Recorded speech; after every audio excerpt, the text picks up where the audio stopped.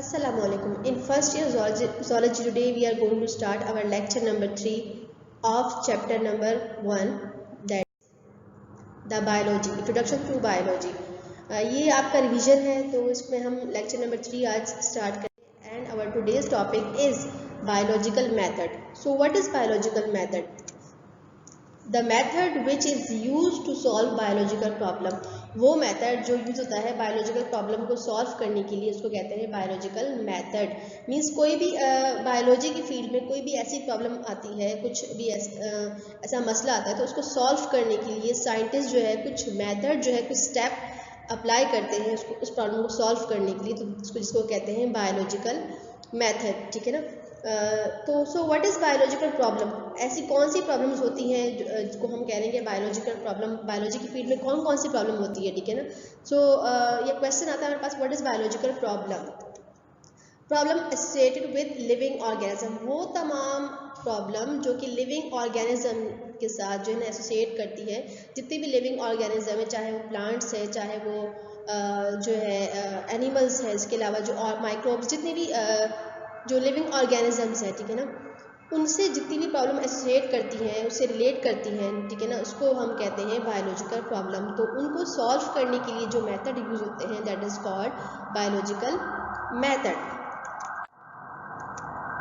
Step of biological method. जैसे कि मैंने पहले बताया कि साइंटिस्ट कुछ स्टेप फॉलो करते हैं, कुछ स्टेप को जो है के ज़रिए जो है इन प्रॉब्लम को सॉल्व करते हैं. तो वो स्टेप्स कौन कौन से हैं?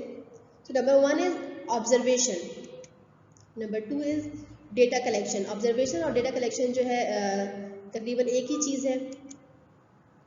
Hypothesis, then reasoning, experiment, conclusion, theory and law. ये कुछ स्टेप्स हैं. इन स्टेप को फॉलो करते हुए जितने भी साइंटिस्ट हैं वो कोई भी जो प्रॉब्लम होती है, बायोलॉजिकल प्रॉब्लम जो होती है किसी भी लिविंग ऑर्गेनिज्म से जो रिलेट करती है, उसको सॉल्व करने के लिए ये स्टेप जो है फॉलो करते हैं. सो ऑब्जर्वेशन जो है, ऑब्जर्वेशन में क्या होता है कि आइडेंटिफिकेशन ऑफ बायोलॉजिकल प्रॉब्लम. सबसे पहले जो है ना ऑब्जर्वेशन में क्या होता है कि उस प्रॉब्लम को आइडेंटिफाई करते हैं कि क्या प्रॉब्लम है.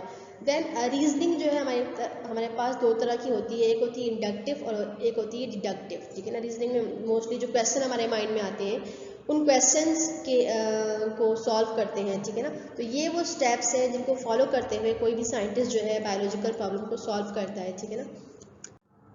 सो ऑब्जर्वेशन एंड डेटा कलेक्शन. जो हमारे पास फर्स्ट स्टेप है that is observation and data collection. Scientist make keen observation and collect the facts already reported by the others. ठीक है ना. साइंटिस्ट जो है ऑब्जर्व करते हैं, कोई भी जब प्रॉब्लम होती है तो उसको ऑब्जर्व करते हैं कि ये कैसे हो रही है, क्या करेगी, इसको सबसे पहले ऑब्जर्व करते हैं. देन कलेक्ट करते हैं जो पहले से किसी और साइंटिस्ट ने इसी प्रॉब्लम को जो है रिपोर्ट किया हो, उसके बारे में जो उसने इंफॉर्मेशन दी हो, ऑब्जर्वेशन की हो, तो उन तमाम ऑब्जर्वेशन को कलेक्ट करते हैं. मीन्स डेटा कलेक्शन करते हैं ताकि उनको जो काम जो ऑलरेडी कोई और साइंटिस्ट कर चुका है तो वो रिपीट ना करना पड़े, उससे फर्दर वो काम करें. फॉर एग्जांपल हम अगर एग्जांपल इसकी दें कि आजकल जो है कोविड-19 चल रहा है, कोरोना वायरस चल रहा है, तो ये डिजीज़ जो है, ठीक है ना. तो इसके बारे में पहले जो है साइंटिस्ट क्या करेंगे कि ऑब्जर्व करेंगे. कैसे ऑब्जर्व करेंगे? अगर किसी पेशेंट को हुआ है ये, तो उस पेशेंट के ऊपर ऑब्जर्वेशन होगी कि कैसे जो है डिजीज़ के सिम्टम, इस डिजीज़ के सिम्टम्स क्या हैं, क्या सिम्टम्स हैं, और जो है कैसे ये कॉज हुआ, उस पेशेंट ने क्या खाया था जिससे ये जो वायरस उसकी बॉडी में एंटर हुआ, या फिर जो है अंदर जाके उस वायरस ने क्या क्या जो है वहाँ पे डिस्ट्रॉय किया बॉडी के अंदर. तो ये सारी ऑब्जर्वेशन होगी. ठीक है ना. और उसके बाद डेटा कलेक्शन होगी. मीन्स जो इसके बारे में जितने भी और साइंटिस्ट हैं उन्होंने जितनी भी इंफॉर्मेशन दी होगी उस इंफॉर्मेशन को कलेक्ट किया जाएगा ताकि जितनी कलेक्शन पहले हो चुकी है, जितनी रिपोर्ट पहले आ चुकी है इसके बारे में, तो उससे फर्दर वो वर्क करें. ठीक है ना. तो ये इसमें डेटा कलेक्शन में आता है. ओके. ऑब्जर्वेशन टू टाइप्स की होती है. एक होती है qualitative observation and the other one is quantitative observation. Qualitative observation means किसी भी चीज़ की क्वालिटी को देखना, उसकी मतलब उसकी जो है अपीयरेंस को देखना. तो ये इसके लिए हम जो है जो साइंटिस्ट है जो है अपने 5 सेंसेस यूज़ करते हैं और इसका रिजल्ट जो आता है 5 सेंसेस के बेसिस पे ही आता है। मींस उसको ऑब्जर्व करना अपने 5 सेंसेस, जैसे उसकी स्मेल करना या फिर उसको सुनना, देखना, टच करना या फिर टेस्ट करना, इसको जो है क्वालिटेटिव ऑब्जर्वेशन कहते हैं। और क्वांटिटेटिव ऑब्जर्वेशन क्या होता है कि इसमें इंस्ट्रूमेंट यूज़ होते हैं, उसको ऑब्जर्व करने के लिए इंस्ट्रूमेंट यूज़ होते हैं। जैसे कि यहाँ पे एग्जांपल दी है रूलर्स, बीकर्स या थर्मामीटर, ठीक है ना, जो कि फिर उसको मेजर करते हैं, ठीक है ना। जैसे कि ये जो क्वांटिटेटिव ऑब्जर्वेशन होती है ज़्यादा एक्यूरेट होती है। क्यों होती है एक्यूरेट? अगर फॉर एग्जांपल कि हम कोई भी चीज़ का अगर वेट करते हैं, अगर उसको हम वेट करते हैं केजी के हिसाब से, तो 1 केजी जो है यहाँ पाकिस्तान में भी जो है 1000 ग्राम होगा।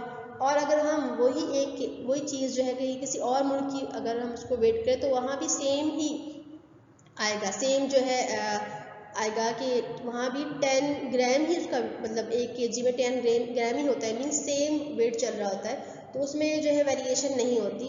तो हम तो इसलिए जो है इसका जो रिजल्ट होता है ज़्यादा जो है क्या होता है एक्यूरेट होता है। लेकिन क्वालिटेटिव क्या होता है कि क्वालिटी के बिना पे हम करते हैं, किसी भी क्वालिटी पे हम इसको, वो हर किसी की अपनी अपनी जो है, अब एक साइंटिस्ट को चेक कर रहा है, वो एक क्वालिटी दे अपनी नज़र से उसको क्वालिटी देखेगा, और किसी और साइंटिस्ट को अगर उसको क्वालिटी देखना है तो वो किसी और अपनी नज़र से देखेगा, मतलब उसको उसकी और उसकी चॉइस में डिफरेंस होगा, ठीक है ना। तो इसलिए क्वांटिटेटिव ऑब्जर्वेशन को ज़्यादा एक्यूरेट समझा जाता है, ठीक है ना। सो देन हमारे पास सेकंड स्टेप जो है हमारे पास है हाइपोथेसिस। हाइपोथेसिस क्या होता है कि on the basis of these fact, जो ऑब्जर्वेशन हुई, जितनी भी अब तक ऑब्जर्वेशन हुई, उन फैक्ट की बेस के ऊपर जो है साइंटिस्ट फॉर्मुलेट करता है एक टेंटेटिव स्टेटमेंट। टेंटेटिव मीन्स वो स्टेटमेंट जो कि आर्जी तौर पे स्टेटमेंट होती है। मीन्स ये बिल्कुल सही नहीं होती, ज़रूरी नहीं कि ये सही हो, ये गलत भी हो सकती है, लेकिन वो एक आर्जी स्टेटमेंट देता है कि जो है इसको बोलते हैं टेंटेटिव स्टेटमेंट, ठीक है ना। जितनी भी इंफॉर्मेशन आई, जितनी भी इंफॉर्मेशन उसने कलेक्ट, जितनी भी ऑब्जर्वेशन उसने ली है, उसकी बिना पर वो जो है एक स्टेटमेंट देगा, ठीक है ना। जो उसको हम कह रहे हैं कि टेंटेटिव स्टेटमेंट होगी, मीन्स वो आर्जी तौर पर होगी, ये ज़रूरी नहीं कि वो सही हो, वो गलत भी हो सकती है, वो एज्यूम करेगा। मीन्स जो है उसकी अपनी, हर साइंटिस्ट की अपनी अजम्पशन होगी, ठीक है ना।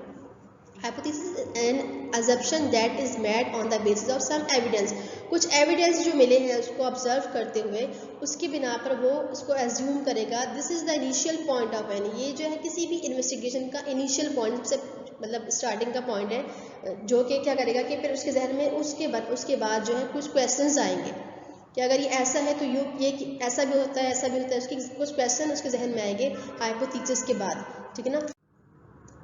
हाइपोथेसिस दो तरह की होती है, एक होती है इंडक्टिव और दूसरी होती है डिडक्टिव। इंडक्टिव हाइपोथेसिस में क्या होता है कि साइंटिस्ट जो है यूज़ करता है आइसोलेटेड फैक्ट, एक जनरल आइडिया तक पहुंचने के लिए जो है वो आइसोलेटेड मींस स्पेसिफिक फैक्ट को यूज़ करता है।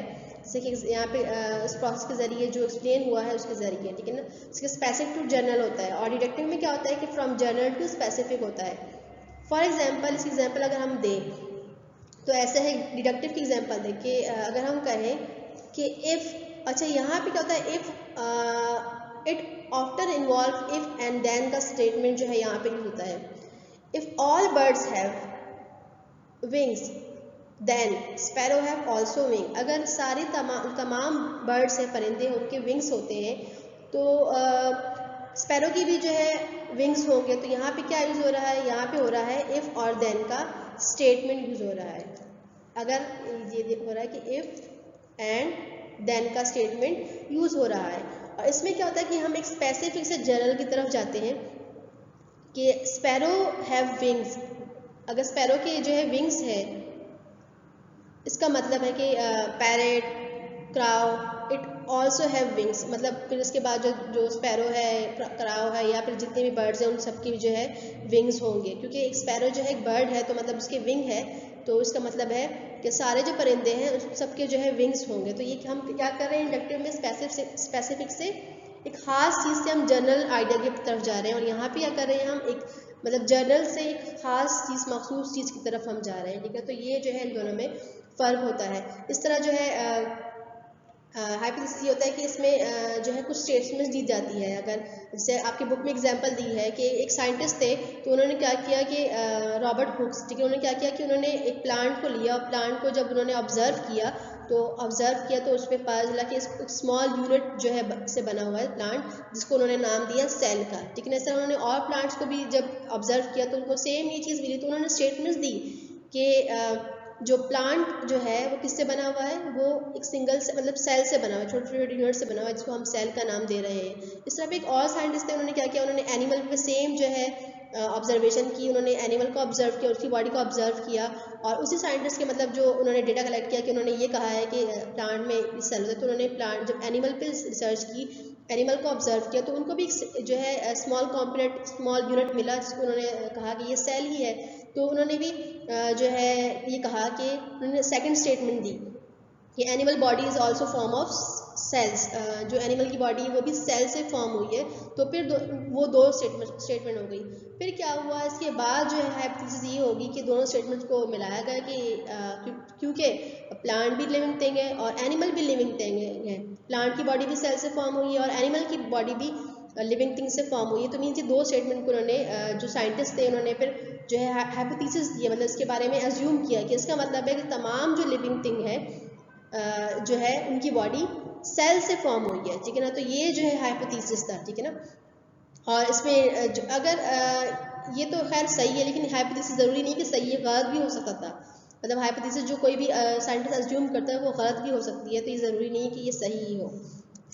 ओके, देन थर्ड स्टेप जो है मीन्स अब ऑब्जर्वेशन हो गई, डेटा कलेक्शन हो गया, अब उसको हाइपोथेसिस मीन साइंटिस्ट ने एज्यूम कर लिया।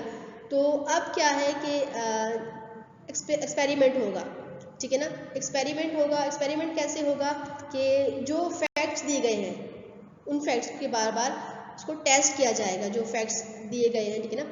एक्सपेरिमेंट होता क्या है, द एक्शन और process of trying out new ideas, method और एक्टिविटीज़, वो एक्शन या वो प्रोसेस जिसमें ट्राई की जाती है न्यू आइडियाज़ को, मेथड को, एक्टिविटीज़ को जो है ट्राई किया जाता है। मीन्स जो अब साइंटिस्ट को जिन्होंने ऑब्जर्वेशन उन्होंने की, डेटा कलेक्शन की, उसके बाद जो है उनके पास रीजनिंग क्वेश्चन भी आए, तो उसके बाद जो है ना आप उसका एक्सपेरिमेंट करेंगे कि ये हाइपोथेसिस सही है या गलत है।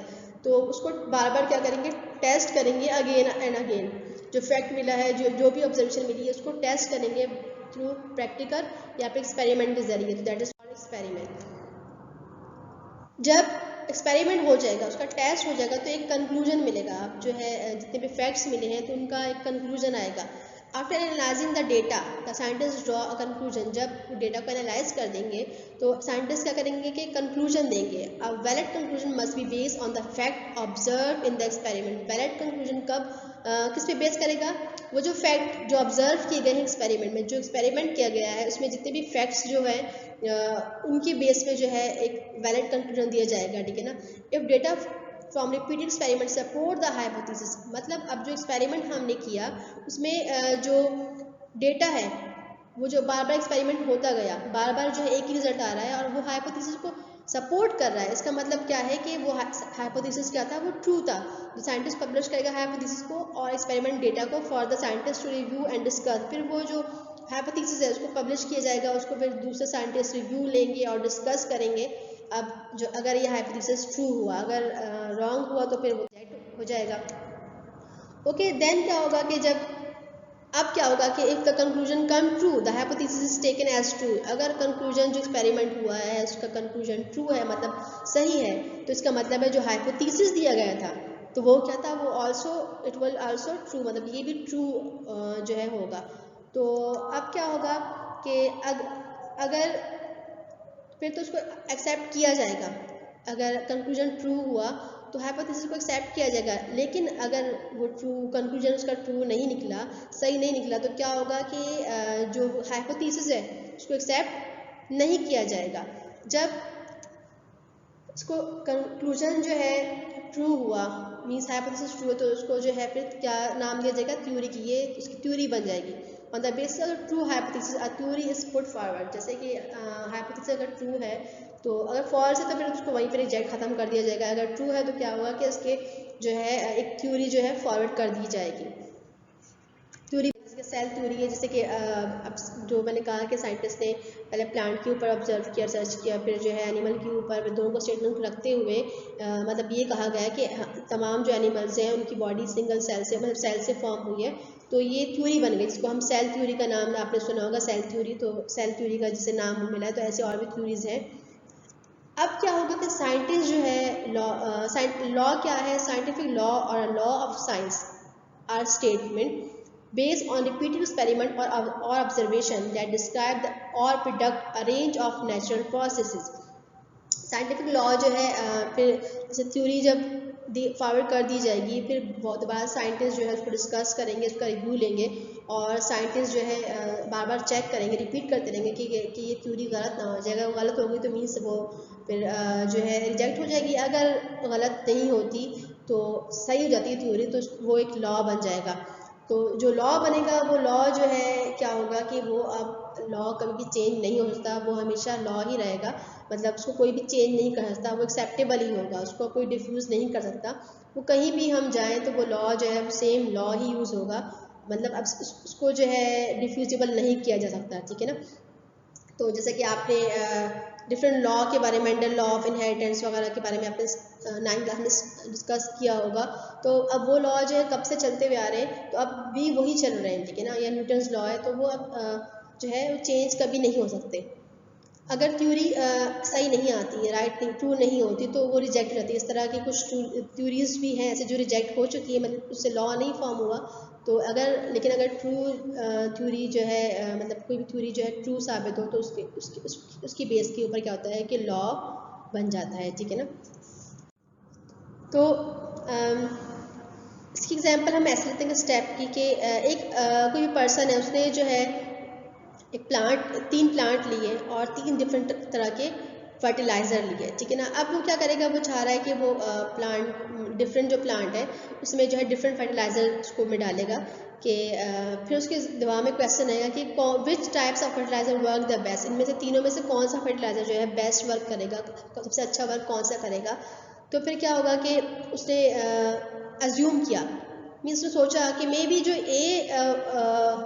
फर्टिलाइज़र है, plant grow with fertiliser A will grow the fastest, कि मतलब उसने अज्यूम किया, मतलब सोचा कि मे बी कि जो ए फर्टिलाइज़र है, अगर ये जो है क्या करेगा, ये प्लांट को अच्छे से ग्रो करेगा, ठीक है ना, इससे जो है प्लांट अच्छा से ग्रो होगा, ये उसका हाइपोथेसिस है। देन जो है उसने क्या किया कि उसने तीनों प्लांट्स को जैसे ग्रो हुए, तो उसने देखा और उसने लेबल किया था कि ए में हम यहाँ पे हमने ए फर्टिलाइजर डाला, यहाँ बी डाला, यहाँ सी डाला है। तो उसने ये रिजल्ट जब आया तो क्या हुआ कि वाकई में जो ए जो प्लांट था, एक फर्टिलाइजर का प्लांट था, वो अच्छे से ग्रो हुआ। जो बाकी है थोड़े से, एक के थोड़े से लीव जो है येलोइश सा, मतलब ड्राई सा है, और एक जो है स्मॉल है और थोड़ा सा मतलब बेजान सा लग रहा है। बेजान तो खैर नहीं, लेकिन मतलब इतना हेल्दी नहीं लग रहा। तो अब ये उसकी हाइपोथेसिस का रिजल्ट है। अब उस रिजल्ट मतलब उसने एक्सपेरिमेंट किया, ये एक्सपेरिमेंट हुआ, एक्सपेरिमेंट के बाद जो है वो कंक्लूजन देगा कि जो है ये प्रूफ हो गया है जो कि जो फर्टिलाइज़र ए वाला था, जो हमने ए फर्टिलाइज़र डाला था, तो वो प्लांट अच्छे से ग्रो हुआ। ये अब उसके पास रिजल्ट आया, इसका कंक्लूजन आया किसका, ये जो उसने एक्सपेरिमेंट किया था। अब क्या हो गया कि ये जो है हाइपोथेसिस ट्रू हो गया, जो उसने हाइपोथेसिस मतलब उसने प्रिडिक्ट की थी, कि अज्यूम किया था कि मे बी के ए जो फर्टिलाइज़र है वो अच्छे से उसको ग्रो करेगा, तो ये उसका हाइपोथेसिस जो है करेक्ट हो गया। तो अब क्या होगा कि वो थ्योरी बन जाएगी, थ्योरी फिर उसके बाद फर्दर जो है वर्किंग होगी, तो मीन्स जो है आगे जो है क्या होगा कि लॉ पास होगा, ऐसे ये मीन्स प्रोसेस स्टेप जो है कंप्लीट होगा, ठीक है ना। तो अब जो है अब सब यही बोलते हैं कि अगर फॉर एग्जांपल ए में हम जो खाद होती है, जो फर्टिलाइज़र, जो हम बोलते हैं कि ये वाली खाद जो है अच्छी होती है यहाँ की, ये प्लांट को अच्छे ग्रो करती है, तो इस तरह का कंक्लूजन बन जाएगा, मीन्स साइंटिस्ट जो है ये प्रूफ कर देंगे, ठीक है ना। इसके अलावा अगर हम इसकी एग्जांपल ऐसे लें कि किसी पर्सन को जो है मलेरिया हो गया है, ठीक है ना, तो फिर डॉक्टर या साइंटिस्ट जो है पहले उसको क्या करेंगे कि उसको, अब कैसे पता चला कि मलेरिया हमें किस चीज़ से हुआ है, तो फिर जो साइंटिस्ट है पहले उसको ऑब्जर्व करेंगे कि इसको जो फीवर है कैसे हुआ, किसी चीज़ ने इसे काटा जाए, इसने कोई चीज़ खाई है, तो फिर उसको ऑब्जर्वेशन की कि मीन इसको किसी मॉस्किटो ने काटा था, ठीक है, तो मॉस्किटो ने बाइट किया था, तो आप क्या करेंगे कि वो मॉस्किटो उसकी बॉडी को चेक करेंगे, टेस्ट वेस्ट होगा कि उसकी ब्लड में उनको जो है प्लाज्मोडियम अगर मिल जाता है तो फिर क्या होगा कि वो बोलेंगे तो प्लाज्मोडियम जो कि मॉस्किटो ने बाइट किया तो मीन्स ये मॉस्किटो से ही ट्रांसफ़र हुआ है, तो फिर वो मॉस्किटो पे टेस्ट करेंगे। ये सब जो है स्टेप वाइज जो है पूरे स्टेप के बाद, मतलब ये प्रॉब्लम को सॉल्व करने के बाद पूरे स्टेप के साथ जो है अब ये बात जो है कंफर्म है कि जो मलेरिया होता है हमें किससे होता है, हमें मॉस्किटो के बाइट से होता है। और मॉस्किटो के बाइट्स में क्या होता है कि वो प्लाज्मोडियम कैरी करता है, प्लाज्मोडियम आके हमारे बॉडी में जो है मलेरिया कॉज करता है। तो ये जो है इन स्टेप से गुजर कर ही कंफर्म हुआ है। तो ये सब जो है होता है बायोलॉजिकल मेथड किसी भी प्रॉब्लम को सॉल्व करने के लिए, ठीक है ना। Application of biology for the welfare of Mankind. Science की या बायोलॉजी की के क्या फ़ायदे हैं, क्या एप्लीकेशन है, किसमें वेलफेयर ऑफ मैनकाइंड मीन्स हम इंसानों के लिए, ह्यूमन बीइंग के लिए साइंस के क्या क्या फ़ायदे हैं, ठीक है। तो साइंस के बहुत ज़्यादा फ़ायदे हैं ह्यूमन के लिए, हर फील्ड में जो है बहुत ज़्यादा बेनिफिट्स हैं। और बहुत कुछ ऐसा था कि जो हमें पहले पता नहीं था, साइंस की वजह से हमें जो है इन्फॉर्मेशन मिली है। तो ये जो है हेल्प करता है मैनकाइंड को इन मच वे, मोस्टली किसमें, इंक्रीजिंग फूड। कुछ एग्जांपल यहाँ पे दी गई है कि इंक्रीजिंग द फूड प्रोडक्शन को जो है इंक्रीज़ करता है। मीन्स हमें जैसे कि साइंस की वजह से ये पता चला कि हम जो है अपने क्रॉप्स में या फूड प्रोडक्शन में क्या क्या चीज़ें ऐसे यूज़ करेंगे जिससे हमारा फूड प्रोडक्शन जो है ज़्यादा हो। इसके अलावा जो है डिजीज़ से फाइट करने के लिए, और मतलब इन्फेक्शन से या माइक्रो ऑर्गेनिज्म से या डिजीज़ से प्रिवेंट होने के लिए या उसका ट्रीटमेंट के लिए भी हमें साइंस से ही फ़ायदा हुआ है। जितनी भी ट्रीटमेंट अगर हो रही है किसी भी डिजीज़ की तो वो मेडिसिन वगैरह सब जो है साइंस की ही वजह से है। और इसके अलावा जो है हमें मतलब इम्यून, जैसे हमारी इम्यूनिटी को जो है स्ट्रॉन्ग करने के लिए या फिर जो है किसी डिजीज़ को आइडेंटिफाई करने के लिए टेस्ट वेस्ट सब, इन सब फील्ड में जो है साइंस ने बहुत ज़्यादा रोल प्ले किया हुआ है। इसके अलावा जो है इन्वायरमेंट को प्रोटेक्ट करना, कैसे जो है हम अपने इन्वायरमेंट को प्रोटेक्ट कर सकते हैं, कैसे में हम अपने स्पीशीज़ जो है उसको प्रोटेक्ट कर सकते हैं, इंडेंजर स्पीशीज़ को कैसे जो है हम प्रोटेक्ट करते हैं, ये सब जो है साइंस की वजह से है। तो science play important role in every field. सो ठीक है ना। हेल्थ, इसके अलावा जो है हेल्थ में भी, और साइंस की वजह से जो है हमारा जो स्टैंडर्ड है हाई स्टैंडर्ड ऑफ लिविंग जो है साइंस की वजह से है। जो आज हम इतने ऐशो आराम में रह रहे हैं तो ये सब साइंस की वजह से, क्योंकि सब जो है साइंस ने ही जो है इजाद किया है, ठीक है ना। So there are lots of benefits of science. Yeah, science play an important role in the welfare of mankind. So लेकिन यहाँ पे आपकी बुक में जो है कुछ है एप्लीकेशन है जिसको हम डिस्कस करेंगे। So नंबर 1 है इम्यूनाइजेशन, नंबर 2 है एंटीबायोटिक, नंबर 3 है रेडियोथेरेपी, नंबर 4 है कीमोथेरेपी, नंबर 5 है हाइड्रोपोनिक्स, नंबर 6 है cloning, and number 7 is protection and conservation of environment. ये कुछ एप्लीकेशन है biology for the welfare of Mankind जो आपकी बुक में है। सिर्फ हम यही डिस्कस करेंगे, जो बाकी होल है तो वो हम जो है सब तो यहाँ डिस्कस नहीं कर सकते, लेकिन ये कुछ एप्लीकेशन है जो हम डिस्कस करेंगे। लेकिन आज के लेक्चर में जो है हम इतना ही डिस्कस करें, इतना ही हमने सिर्फ इसके नेम आपको बताने थे। जो नेक्स्ट लेक्चर होगा इंशाल्लाह उसमें जो है हम इन तमाम जो एप्लीकेशन है उसको जो है ब्रीफली डिस्क्राइब करेंगे। और इसके अलावा जो है फिर हमारा इंशाल्लाह चैप्टर जो है नेक्स्ट लेक्चर में कंप्लीट हो जाएगा। सो तब तक के लिए अल्लाह हाफ़िज़।